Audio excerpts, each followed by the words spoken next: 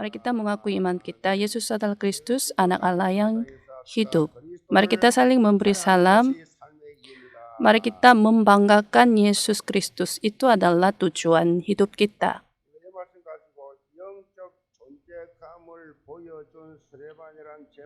Judul khotbah hari ini adalah Stefanus yang menunjukkan keberadaan rohaninya.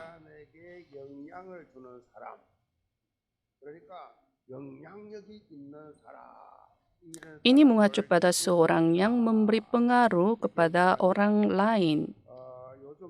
Ada sebuah istilah influencer.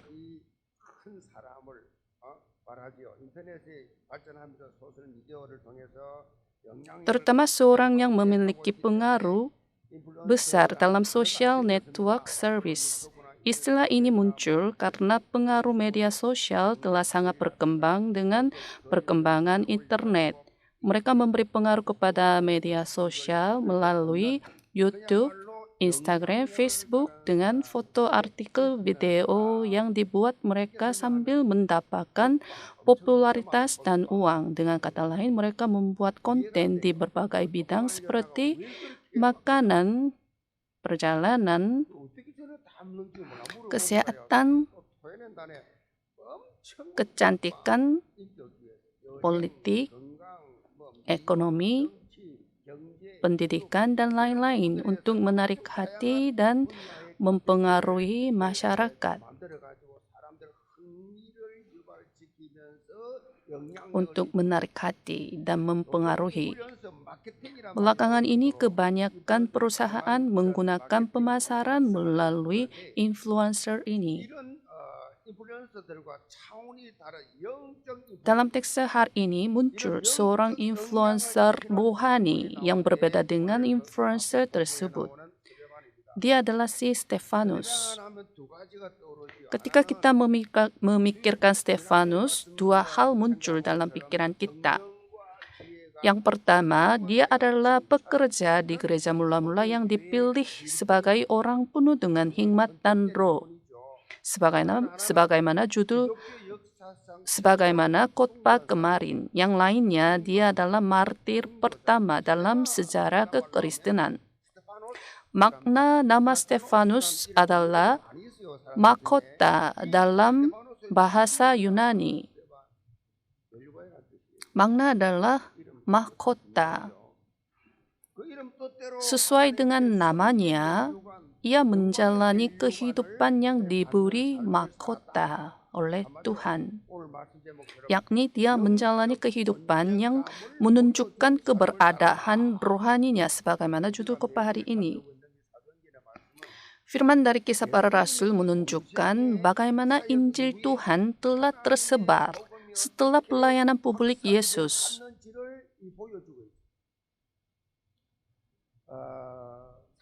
Kisah Para Rasul pasal 1 ayat 8 adalah firman utama untuk menunjukkan gambaran keseluruhan dari Kisah Para Rasul. Tetapi kamu akan menerima kuasa kalau Roh Kudus turun ke atas kamu, dan kamu akan menjadi saksiku di Yerusalem dan di seluruh Yudea dan Samaria dan sampai ke ujung bumi. Kitab Kisah Para Rasul menunjukkan bagaimana Injil tersebar di luar Yerusalem ke Yudea dan Samaria setelah Roh Kudus turun ke roteng Markus pada hari Pentakosta dan sampai ke ujung bumi sesuai dengan perkataan nubuat Yesus. Sampai Kisah Para Rasul pasal 6 adalah kisah tentang kebangunan rohani gereja mula-mula melalui karya Roh Kudus, penginjilan di Yerusalem. Kesimpulannya adalah Kisah Para Rasul 6 ayat 7. Firman Allah makin tersebar dan jumlah murid di Yerusalem makin bertambah banyak. Juga sejumlah besar imam menyerahkan diri dan percaya. Di tengah kebangunan rohani yang menakjubkan tersebut, Tuhan memakai seorang sebagai alat untuk memperluaskan, menyebarkan Injil. outline-nya adalah si Stefanus dan metodenya adalah kemartiran Stefanus.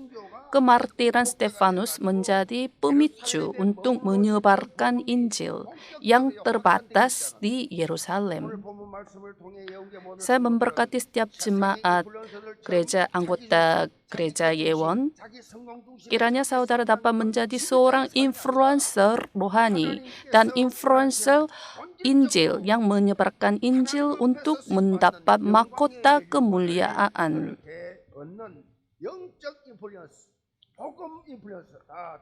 Seorang influencer rohani dan influencer Injil. Pokok bahasan yang pertama adalah Stefanus yang penuh dengan baptisan firman. Dalam Kisah Para Rasul 6 ayat 8 sampai dengan 10, dan Stefanus yang penuh dengan karunia dan kuasa mengadakan mujizat-mujizat dan tanda-tanda di antara orang banyak. Tetapi tampillah beberapa orang dari jemaat Yahudi yang disebut jemaat orang Libertini. Anggota-anggota jemaat itu adalah orang-orang dari Kirene dan dari Alexandria bersama dengan beberapa orang Yahudi dari Kilikia dan dari Asia. Orang-orang itu bersuara jawab dengan Stefanus, tetapi mereka tidak sanggup melawan hikmatnya dan roh yang mendorong dia berbicara. Stefanus yang didirikan sebagai pekerja di gereja mula-mula tidak hanya melayani sebagai pelayan pembagian, tetapi juga melainkan sebagai penginjil dan koman dari prajurit rohani di ladang. Dia menunjukkan teladan sebagai majelis atau pelayan awam di gereja sekarang. Berdasarkan teks hari ini, diadakan mujizat-mujizat dan tanda-tanda melalui Stefanus yang penuh dengan karunia dan kuasa. Pentingnya bukan karena mujizat-mujizat atau tanda-tanda, tetapi karena Roh Kudus berkarya melalui dia yang memberitakan Injil. Stefanus memberitakan Injil kepada orang-orang Yahudi yang berbahasa Yunani dahulu, yang sama asalnya dia. Dalam teks hari ini, dia memberitakan Injil kepada jemaat orang Libertini di rumah ibadat. Orang Libertini adalah orang-orang yang dulunya budak dan kemudian dibebaskan atau keturunan mereka. Yosef juga seorang budak. Mereka menjalani kehidupan sebagai budak.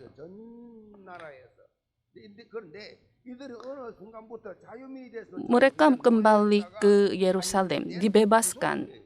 Kemudian keturunan mereka kembali ke Yerusalem setelah tinggal di negara selain Israel sebagai orang Libertini dari Kekaisaran Romawi. Tetapi mereka tidak rukun dengan orang-orang setempat karena bahasa dan budayanya berbeda.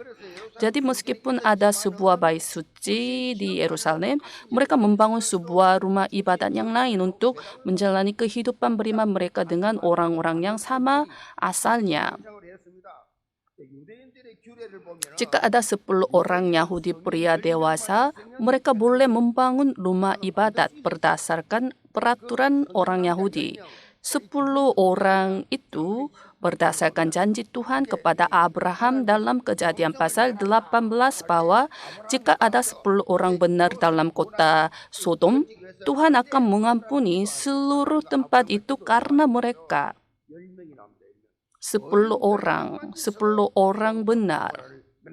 Jika ada 10 orang benar dalam kota Sodom, Tuhan tidak akan menghancurkan kota itu karena mereka. Anggota-anggota jemaat itu adalah orang-orang dari Kirene dan dari Alexandria bersama dengan beberapa orang Yahudi dari Kilikia dan dari Asia. Mereka memiliki rumah ibadat masing-masing berdasarkan asal mereka. Mereka lebih antusias dalam kehidupan beriman daripada orang-orang Ibrani. Karena Stefanus juga salah satu dari orang-orang yang berbahasa Yunani, jadi dia mengingat mereka. Rasul Paulus memakai strategi rumah ibadat. Sebenarnya Stefanus adalah pencetus strategi rumah ibadat. Pencetus.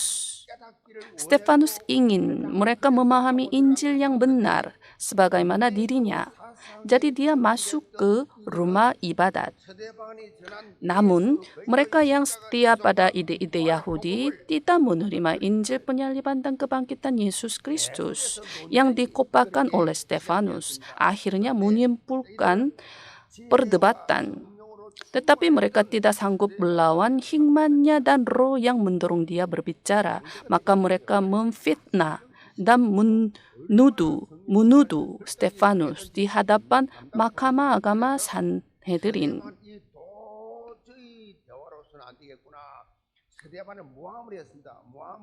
Memfitnah dan menuduh Stefanus dengan tuduhan penghujatan yang sama menyebabkan penyaliban Yesus.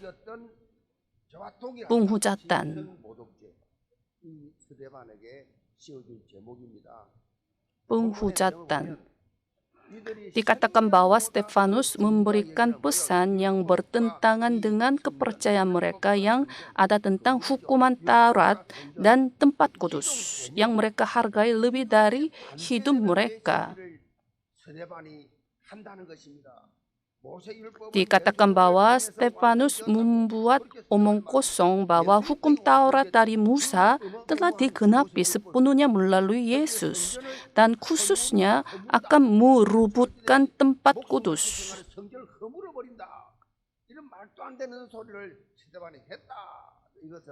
Mereka mempersoalkan apa yang Yesus katakan, di mana Yesus katakan dia akan merebutkan bait suci dan membangunnya pada hari ketiga. Yang penting adalah kebangkitan Yesus. Tetapi mereka sama sekali tidak mengerti artinya karena mereka terobsesi dengan penghancuran bait suci. Kalau saudara tidak menerima kasih karunia,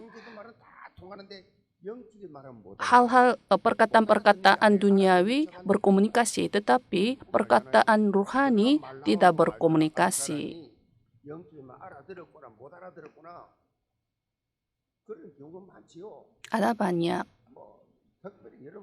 Ada banyak orang seperti ini. Kalau antara anggota keluarga tidak bisa berkomunikasi dengan hal rohani, sangat sesak.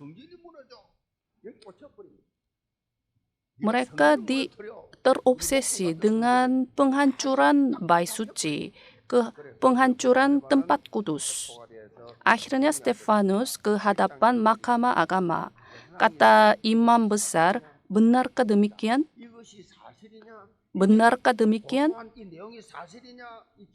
Pertanyaan ini bukan sekedar pertanyaan, tetapi pertanyaan untuk hidup atau mati. Jika Stefanus tidak mengundurkan diri dari pikirannya dan pesannya, dia akan menerima hukuman mati. Tetapi Stefanus sama sekali tidak goyah. Dalam Kisah Para Rasul 6 ayat 15, mereka melihat muka Stefanus sama seperti muka seorang malaikat. Dikatakan bahwa Stefanus tetap menikmati damai sejahtera tanpa kecemasan dan kebimbangan apapun. Ciri khas untuk orang yang menerima kasih karunia. Orang-orang yang menerima kasih karunia, mereka tidak peduli perkataan manusia. Mereka dipengaruhi oleh firman Tuhan, perkataan Tuhan. Hidup atau mati berdasarkan perkataan manusia? Bukan, tidak seperti itu. Kita harus dipengaruhi oleh firman Tuhan. Stefanus yang memandang satu-satunya Yesus Kristus memberitakan pesan panjang dari ayat 2 hingga ayat 50 kepada para pemimpin agama Yahudi termasuk imam besar. Stefanus merangkum pesan dari Kejadian sampai Maleaki. Meskipun Stefanus menghadapi krisis di tengah penghasut dan tuduhan, dia memberitakan Injil dengan meringkas perjanjian lama secara keseluruhan. Dia menghadapi krisis tergantung perkataan dia bisa hidup atau mati. Karena baptisan firman telah dibangun dalam diri Stefanus. Baptisan firman telah dibangun dalam diri Stefanus. Jika baptisan firman dibangun, tidak perlu goyah di dalam situasi dan kondisi apapun. Jika baptisan firman dibangun, tidak perlu goyah di dalam situasi dan kondisi apapun. Dengan berani tanpa goyah, dia memberitakan firman. Ada alasan mengapa Stefanus mengutip firman dari Perjanjian Lama. Sekarang Stefanus berdiri di hadapan imam-imam kepala pengawal dan orang Farisi. Mereka semua adalah ahli-ahli dalam Perjanjian Lama. Sehingga Stefanus membuktikan bahwa sekarang pun tidak taat kepada Roh Kudus sama seperti sejarah ketidakpercayaan umat Israel melalui mengutip firman Perjanjian Lama.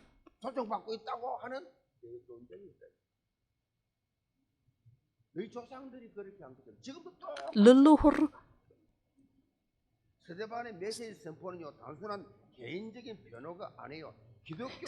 pesan Stefanus bukan hanya pribadi, tetapi juga mewakili kekristenan keseluruhan. Kemudian dia memberitakan pesan yang inti seperti ini. Dalam Kisah Para Rasul pasal 7 ayat 51, hai orang-orang yang keras kepala dan yang tidak bersunat hati dan telinga, kamu selalu menantang Roh Kudus. Sama seperti nenek moyangmu, demikian juga kamu. Siapakah dari nabi-nabi yang tidak dianiaya oleh nenek moyangmu? Bahkan mereka membunuh orang-orang yang lebih dahulu memberitakan tentang kedatangan orang benar, yang sekarang telah kamu khianati dan kamu bunuh. Kamu telah menerima hukum Taurat yang disampaikan oleh malaikat-malaikat, akan tetapi kamu tidak menurutinya. Inti dari pesan Stefanus adalah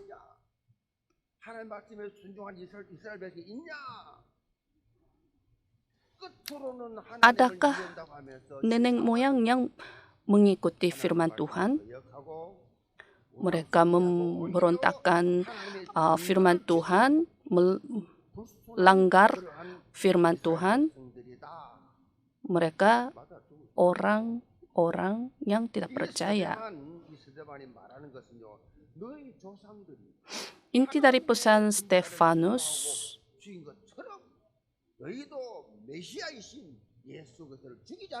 kamu telah menerima hukum Taurat yang disampaikan oleh malaikat-malaikat. Bahkan mereka membunuh orang-orang yang lebih dahulu memberitakan tentang kedatangan orang benar, yang sekarang telah kamu khianati dan kamu bunuh. Inti dari pesan Stefanus adalah Yesus Kristus, keturunan perempuan yang dinubuat dari Kejadian pasal 3 ayat 15 adalah Yesus Kristus. Pesan yang harus diberitakan di ladang kita adalah Yesus Kristus. Saudara pun harus mengetahui aliran perjanjian sama seperti Stefanus mengetahui Perjanjian Lama secara keseluruhan.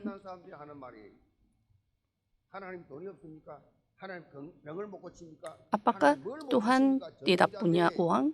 Apakah Tuhan tidak menyembuhkan penyakit saudara? Saudara harus mengetahui aliran perjanjian sama seperti Stefanus mengetahui Perjanjian Lama secara keseluruhan.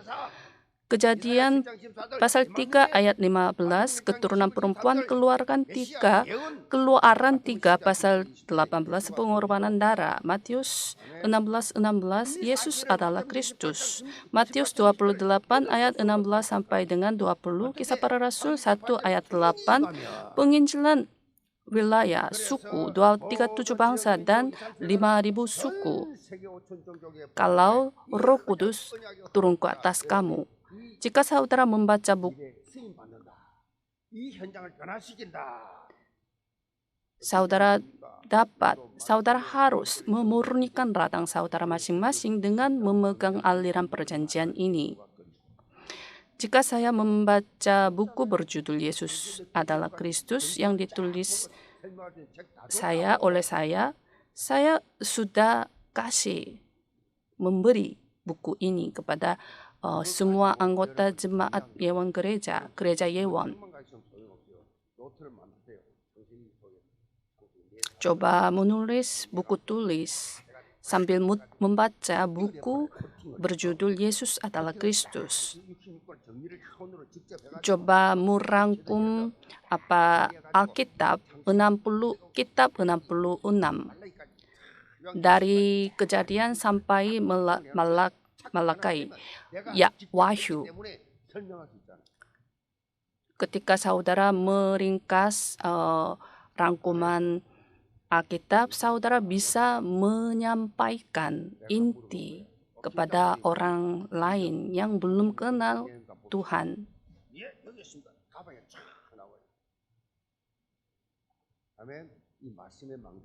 Kita harus membangun baptisan firman, menulis dalam buku tulis. Dimanapun, siapapun kita bisa menyampaikan, memberitakan Injil. Karena saudara sudah merangkum Alkitab.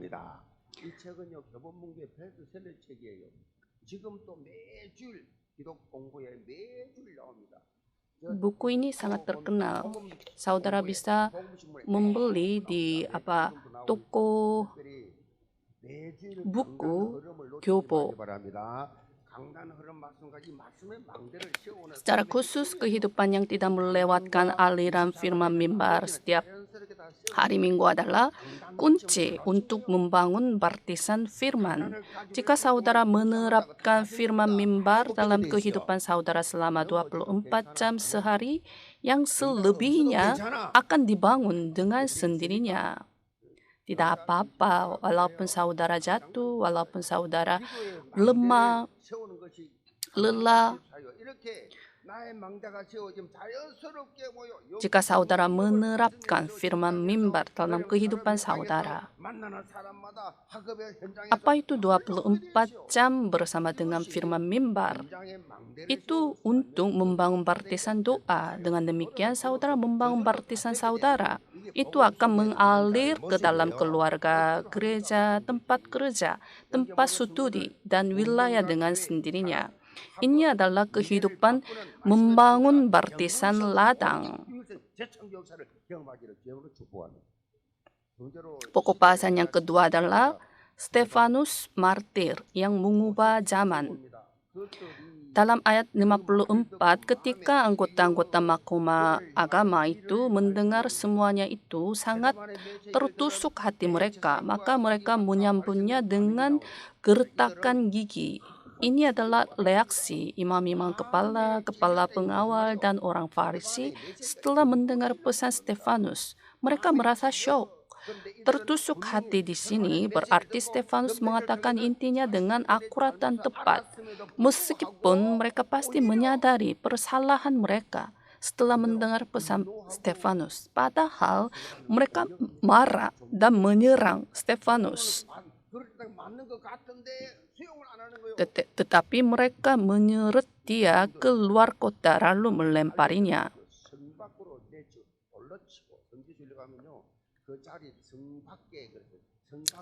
Di luar kota ada kuburan di Yerusalem. Ketika saya melihat kuburan,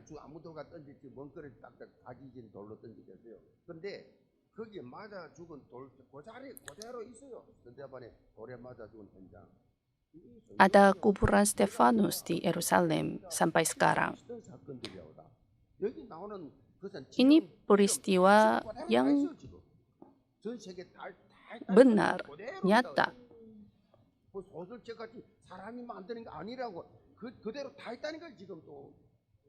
Ini bukan dibuat oleh manusia. Ini fakta. Pada akhirnya Stefanus menjadi martir dengan doa, Tuhan janganlah tanggungkan dosa ini kepada mereka seperti yang Yesus katakan di kayu salib. Dalam ayat 60, Lukas tidak menyebut kematian Stefanus sebagai kemartiran, tetapi sebagai tidur. Itu berisi pesan kebangkitan. Stefanus menerima mahkota sesuai dengan makna namanya karena ikut kemuliaan kebangkitan. Di atas segalanya, martir Stefanus memberi pengaruh yang luar biasa untuk mengubah zaman, memberi pengaruh secara rohani. Kemartiran Stefanus mengakibatkan Injil menyebar di luar Yerusalem ke Yudea, Samaria, dan sampai ke ujung bumi sebagaimana dikatakan Kisah Para Rasul pasal 1 ayat 8. Lebih penting adalah hati Paulus yang akan menyelamatkan orang bukan Yahudi mulai terjadi melalui martir Stefanus. Dalam ayat 58 mereka menyeret dia keluar kota lalu melemparinya. Dia saksi-saksi meletakkan jubah mereka di depan kaki seorang muda yang bernama Saulus. Tindakan ini menunjukkan bahwa tindakan mereka legal dan Saulus adalah seorang pemimpin mereka. Karena tidak cukup penjelasan sebelumnya dan sesudahnya, tidak mungkin mengetahui dengan tepat bagaimana Saulus terlibat dalam kemartiran Stefanus. Namun, meski dia sendiri tidak melempar batu pun, ada kemungkinan bahwa dia secara aktif berpartisipasi dalam peristiwa Stefanus dan berperan sebagai seorang pemimpin. Sebenarnya, Saulus juga seorang Yahudi yang berbahasa Yunani, sama seperti Stefanus. Saulus adalah orang Yahudi dari Kilikia. Kayangnya mereka menjalani kehidupan beriman bersama di rumah ibadat yang sama. Tetapi suatu hari Stefanus percaya kepada Yesus yang disebut sesat dari agama Yahudi. Maka Saulus merasa khianat karena Stefanus pergi ke jalan yang berbeda dengan dia.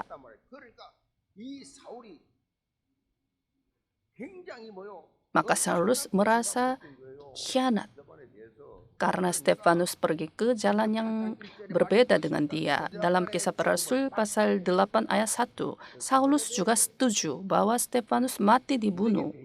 Pada waktu itu, mulialah penganiayaan yang hebat terhadap jemaat di Yerusalem. Namun, bagi Saulus, kemartiran Stefanus adalah awal dari sebuah perubahan. Hati Saulus mulai berubah setelah mendengar pesan Stefanus dan menyaksikan kemartiran Stefanus. Lalu, Saulus bertemu dengan Yesus Kristus yang telah bangkit di Damsyik. Saulus berubah secara total. Ada seorang penulis bernama Thomas More yang menulis buku berjudul Utopia. Ketika dia meninggal dunia karena percaya kepada Yesus Kristus, dia mewariskan perkataan terakhir kepada hakim seperti ini. Dalam Alkitab, Stefanus mati karena dirajam batu. Saat dia meninggal, ada seorang muda bernama Saulus di sebelahnya. Stefanus berdoa untuk mengampuni mereka dan mati dengan mukanya sama seperti muka seorang malaikat. Tetapi akhirnya Saulus berubah menjadi Rasul Paulus yang percaya kepada Yesus Kristus. Paulus yang telah berubah memberitakan Injil seumur hidupnya dan martir dan hidup bersama Stefanus sebagai teman abadi di sorga. Saya percaya bahwa saya sekarang mati dengan tangan Anda, tetapi nanti ke depan Anda pasti akan percaya kepada Yesus Kristus, kemudian kita akan bertemu di sorga sebagai teman kekal. Stefanus menjadi martir, tetapi Stefanus yang kedua dan ketiga ditimbulkan. Stefanus menjadi martir, tetapi tidak berhenti. Selanjutnya Stefanus yang kedua dan ketiga muncul.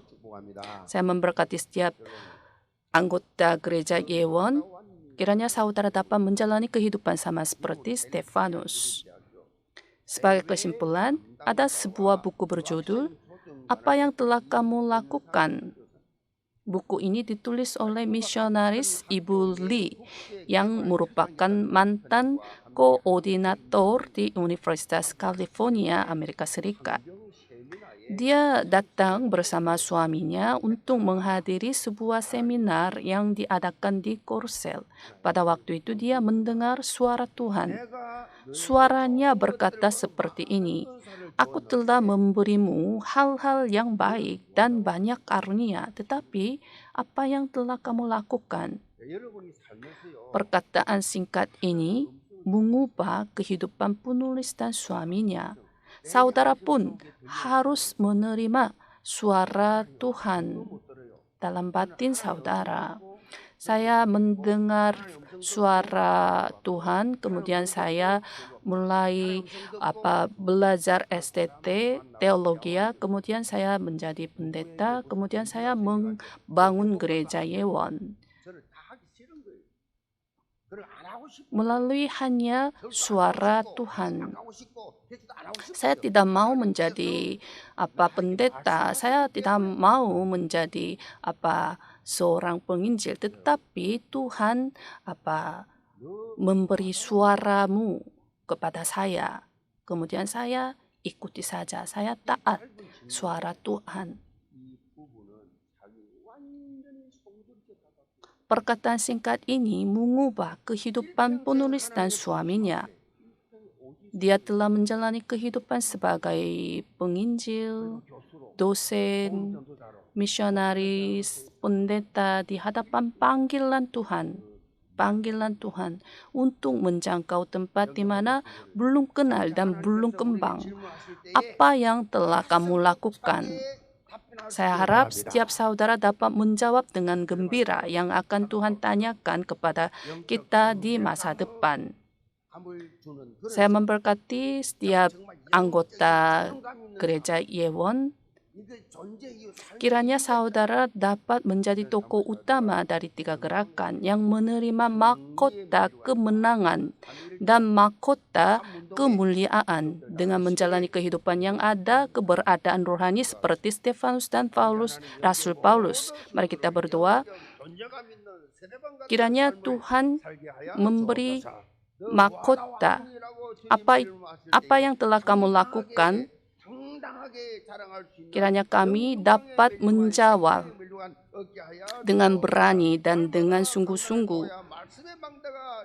Kiranya kami menerapkan firman mimbar dalam kehidupan masing-masing selama 24 jam sehari agar kami dapat membangun baptisan firman dan baptisan Tuhan. Kiranya kami dapat menghancurkan baptisan setan. Tuhan terima kasih, kami berdoa dalam nama Yesus Kristus. Amin.